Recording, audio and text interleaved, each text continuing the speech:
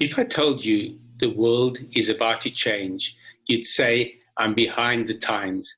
We all know the world has changed. We'll never go back to the way the world was before COVID-19. Meetings, travel, shopping, learning will all adapt to the so-called new normal. But what if I told you the world was always about to change, that once we settle down into the new normal, that we will always be on the edge of change? It might seem like an obvious statement now, but every time I made the same statement over the past 20 years, I had to prove it with elaborate sets of statistics, charts, and scenarios. Today, for the first time, I don't have to present a single graph to convince you. The real new normal is not a changed world, but rather that we are all part of the change and that we can all see the change. Not so obvious, though, is the trend that underpins our awareness of change. For many years, this trend was a buzzword designed to sell technology products and services. It even sounds like something a salesperson would push at you. Listen, digital transformation. It means the digitalization of processes used to run an organization or an industry. It's the older sibling of digitization, which merely converts existing information from paper to digital. Ultimately, digitalization means that anything you can do can be connected to anything else you do in the digital world, or that anyone else does. When organizations move from digitization to digitalization, it suddenly becomes possible to do anything online, from live collaboration on a document to sharing an event with 10 people or 100,000 people. This is not only about change, but about change suddenly becoming palpable. For this reason, I prefer to call it digital awakening. There are many schools and universities around the world that were able to move into online teaching and learning almost overnight, because digital awakening meant they were prepared for it, even though they had no idea what the it was for which they had prepared. In South Africa, most businesses were caught flat-footed when this new world became visible, but many also thrived. And I'm not talking about the big names. I'm talking about regular local businesses that thrived because their level of digital awakening meant they could continue operating. A company called First Technology tells me they had one of their best months ever in March 2020, because when companies were scrambling to set up their staff to work from home, they were able to supply the needed equipment. But it wasn't about the equipment. Their systems were already cloud-based. They were already set up to transact online. Their staff could work remotely almost instantly, and they already understood what it took for their marketing to become 100% digital. We've just conducted a research survey in collaboration with global networking hardware company Cisco, in which we asked South African enterprises how advanced they were in digital transformation. Just over 37% said they'd fully rolled it out. Then we asked them, after lockdown ends, will you allow your staff to continue working remotely? Guess how many said yes? 38%, almost exactly the same level as those that were digitally transformed. This tells us that the crisis has not suddenly digitally transformed the world, but it has highlighted the extent to which that is one of the keys to thriving in the new normal. This is what digital awakening really means. It is the dividend of digital transformation. Let me share another set of statistics with you. One of our core areas of research is online retail. In 2018, in partnership with Ask Africa, South Africa's largest market research organization, we found that around 4% of South Africans were shopping online regularly.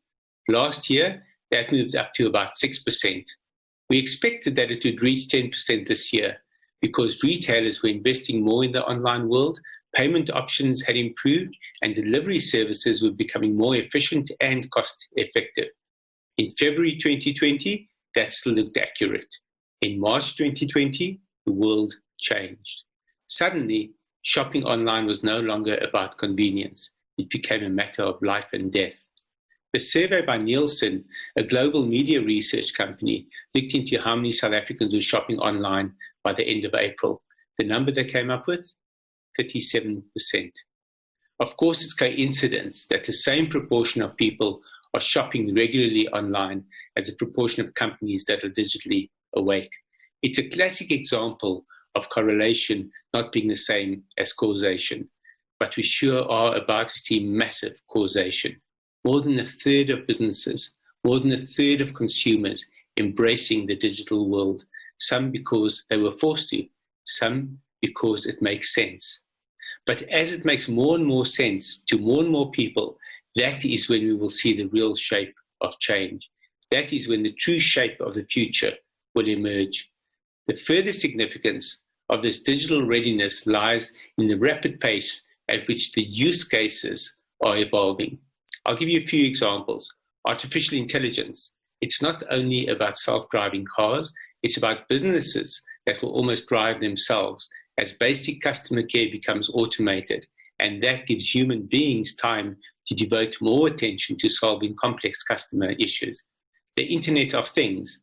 It's not only about vehicle tracking and smart light bulbs, it's about automatically and efficiently managing electricity, traffic, and water supply on a personal level and across a city or country.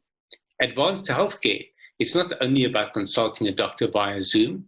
Among other, it's about tools like artificial intelligence and the Internet of Things combining to diagnose you and even to recommend treatment, but in partnership with medical professionals. Online shopping will not only be about how fast you can deliver, but about how much you care for your customer. 3D printing is not only about making plastic toys at home, it's about moving manufacturing closer to the consumer and creating jobs near where people live. Nanotechnology doesn't mean that you'll pack more and more into your smartphone. It means the handset will probably vanish altogether, as all its functionality can be packed into an earphone, sunglasses, or just a ring on your finger. Your voice, rather than your fingers, will control your world. These all have two things in common. They are about people, not only about technology, and they are made possible by digital awakening. What we're seeing right now is really the new abnormal. The new normal will evolve through the 2020s, and it can be extrapolated from the new abnormal.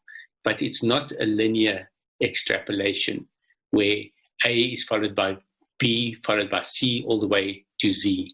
It requires us to link A to Z and Y to B, and so on. Take education. Those schools and universities that have the means and whose students have the means all adopted some form of online teaching and learning during lockdown, A to B to C.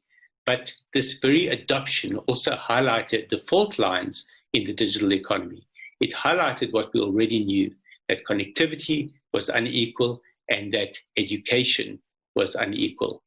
From a linear perspective, the evolution of privileged schools is now obvious. It's going to move to a blend of online and offline teaching and using digital engagement to enhance learning. In short, digital transformation will mean schools can accommodate any need, format, and strategy, exactly as in the digitally transformed business. But what about the rest? Unlike large enterprises, most of the population cannot simply choose to go digital. The vast disparity in access to education during the crisis sent a clear message. Internet access cannot only be about convenience and privilege. It has to be a human right. And it's not about handouts. It's about ensuring that all are digitally privileged to raise up all of society. This is digital transformation of society. From education to shopping to work, we need digital democracy. It demands a national obligation. The solutions are there. We just need the policies. It's a challenge that must be taken up by government, but supported and demanded by all. Think of the social cohesion that the country experienced in the days following the first lockdown announcement. We were all in this together. We can see which technologies will shape the future. It will be any technology that allows us to pursue our business, entertainment, health, shopping, education, sports via digital means. It will come in many forms and formats, but the real shape of the future will be shaped by you and I.